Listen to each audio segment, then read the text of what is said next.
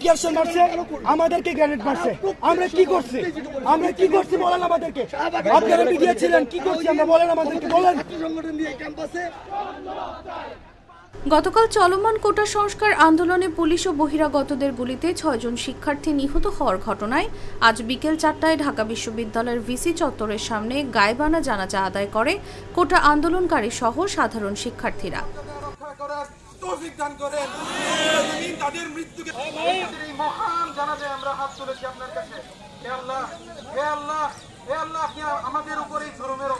জানাজা নামাজ শেষে কফিন নিয়ে শিক্ষার্থীরা ভিসি চত্বর থেকে রাজু ভাস্কর্যের সামনের দিকে যাত্রা শুরু করে।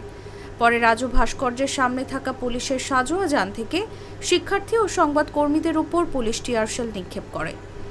একই সময় শিক্ষার্থী ও সমাজকর্মীদের পিছিয়ে হটার সুযোগ না দিয়ে ভিসি চত্বরের সামনে থেকেও পুলিশ টিয়ারশেল সাউন্ড গ্রেনেড নিক্ষেপ করে।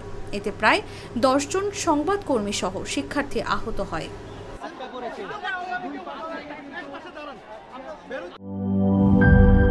Shea butter ও ভিটামিন ই সমৃদ্ধ lily glam beauty soap. Lily, always be beautiful.